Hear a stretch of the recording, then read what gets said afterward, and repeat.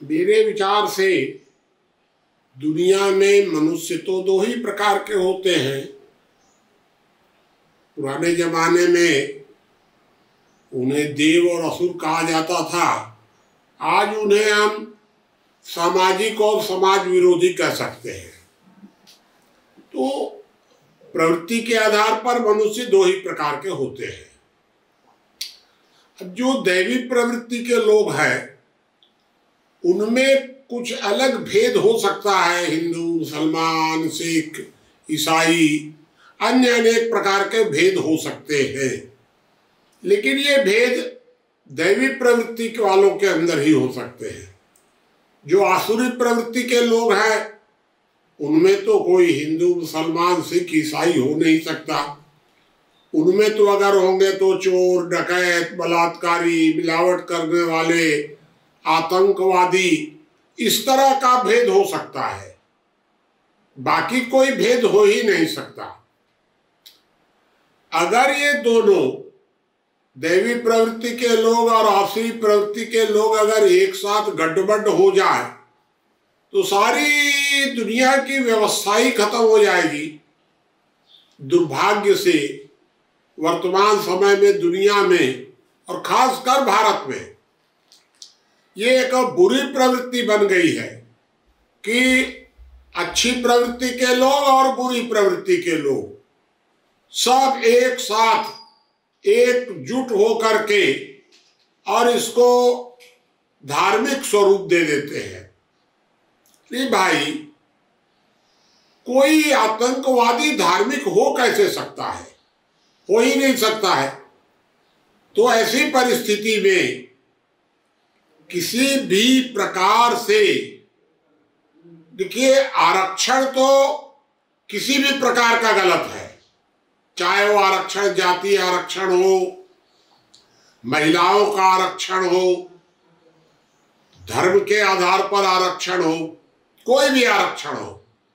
लेकिन इन आरक्षणों में भी धार्मिक आरक्षण सबसे ज्यादा बुरा है। आप यह गारंटी दे ही नहीं सकते कि किसी धर्म के अंदर अपराधियों का प्रवेश नहीं होगा। क्या सारे हिंदू शरीफ हैं? क्या हिंदुओं में मिलावट करने वाले नहीं है, बलात्कारी नहीं है, आतंकवादी, चोर, डकैत? थोड़ा सा आतंकवाद के मामले में कह सकते हैं, बाकी तो सारे अपराध हिंदुओं में भी उसी तरह होते हैं। मुसलमानों में थोड़ा सा हम ये कह सकते हैं कि आतंकवाद के मामले में मुसलमान ज्यादा आगे हैं। बाकी तो सारे अपराध उसी तरह करते हैं, जिस तरह हिंदू करते हैं उसी तरह मुसलमान करते हैं, उसी तरह करीब करीब सिख करते हैं।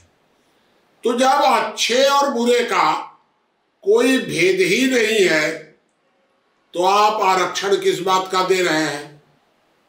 आरक्षण किसी भी प्रकार से होना ही नहीं चाहिए। धार्मिक आधार पर तो बिल्कुल नहीं होना चाहिए। बहुत गलत किया गया स्वतंत्रता के बाद कि वोटों की लालच में हमारी भारत सरकार ने अल्पसंख्यक तुष्टीकरण की नीति अपनाई अपने स्वार्थ में। देश रहे चाहे कुछ भी हो, शांति व्यवस्था चाहे बिगड़े चाहे बने, उससे कोई मतलब नहीं है।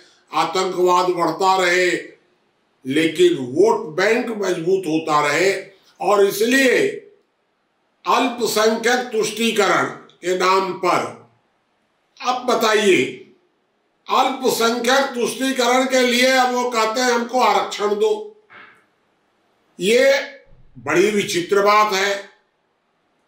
सारी दुनिया में ऐसा कहीं नहीं हुआ है कि जो अल्पसंख्यक है वो कॉमन सिविल कोड का विरोध करे और बहुसंख्यक मांग करे। सारी दुनिया में कहीं नहीं है। भारत एकमात्र ऐसा देश है जहां अल्पसंख्यक कॉमन सिविल कोड का विरोध करता है और बहुसंख्यक कॉमन सिविल कोड की मांग करता है। तो बहुत विचित्र बात है। भारत में बहुसंख्यक विशेषाधिकार नहीं मांग रहा है, अल्पसंख्यक को समान अधिकार भी चाहिए, विशेष अधिकार भी चाहिए। तो इतना कितना गलत है ये भारत में हो रहा है एकदम।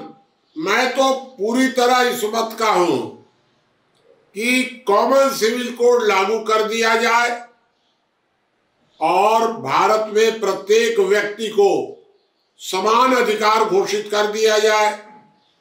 किसी भी व्यक्ति को विशेष अधिकार नहीं मिलेगा। किसी व्यक्ति को विशेष सुविधा मिल सकती है लेकिन अधिकार नहीं मिल सकता। अधिकार तो सबके समान होंगे। तो फिर आरक्षण किस बात का भाई? हम किसी व्यक्ति को अलग से सुविधा दे सकते हैं तो दे सकते हैं, लेकिन वो आपका अधिकार नहीं होगा। तो धार्मिक आधार पर जो आरक्षण मांग रहे हैं ये वास्तव में इनको देशद्रोही कहना चाहिए।